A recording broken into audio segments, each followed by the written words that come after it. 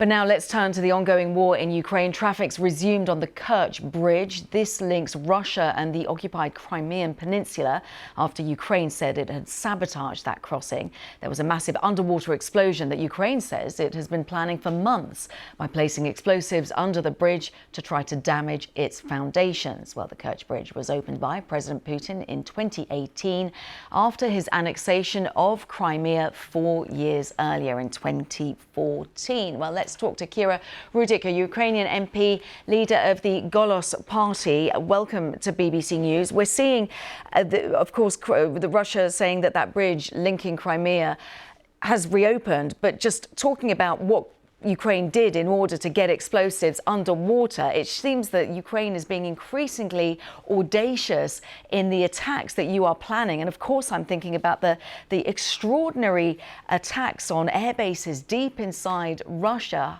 hundreds of drones being used, smuggled in, an operation that took Spider's Web, took a year or so in the planning. This is Ukraine really targeting Russia, and very hard and very cleverly. Hello, Kasia, and thank you so much for having me here in the studio. Of course, we are excited about this operation, and it is opening like a new page in the military operations that special forces can conduct. For us, it's very important that right now Russia will have less opportunities and less means to attack us. Because every time Russian plane is going up, holding the missiles, in Ukraine, basically everything stops. Kids go downstairs to the bomb shelters in the kindergarten schools.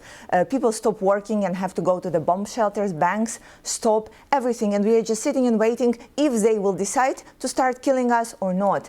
And right now, it will be less of that. And this is why we feel so much of the relief that there would be less air raids going on, there would be less terrorist attacks by Russia. And of course, we are so happy that the world applauds to this special operation.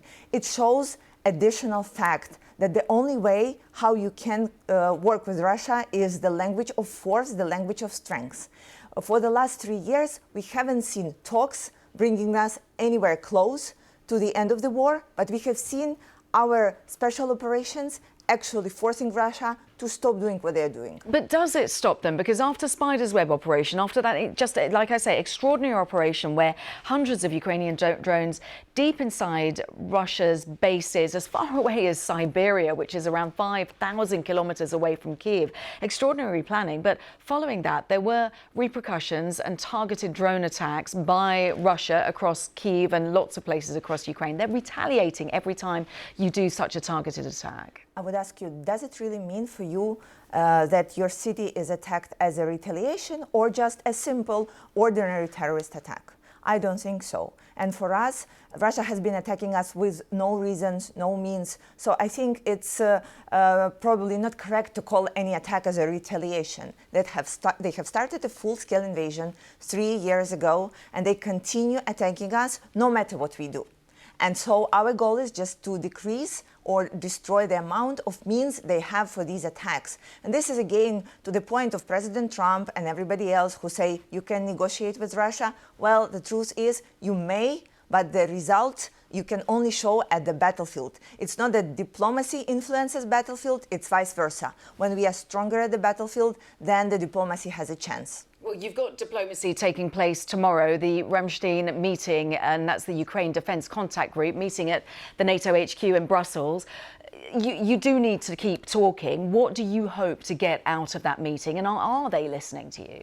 So our requests didn't actually change. We need more weapons and we need more air defense systems to protect our people from the attacks, because this is our key and core responsibility and key requirement. However, there would be a question of how to pay for those air defense systems, how to pay for those weapons.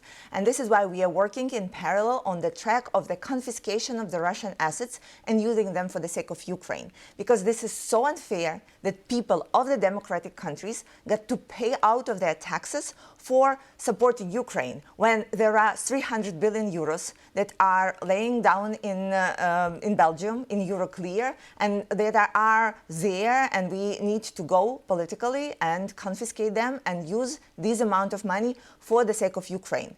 Right now, this amount is bigger than the total amount of aid that Ukraine has received from all of our allies. So we are asking not for something surreal, and again, talking about surreal after the special forces attack, but we are asking for really political will to go ahead and do the right thing, just thing that will hurt Russia really bad on the economic front, confiscate Russian money. And I know that that is going to be brought up at the Ramstein meeting tomorrow. Kira Rudik, Ukrainian MP, leader of the Golos Party, thank you very much for joining us here live on BBC News. Really appreciate it. Thank you.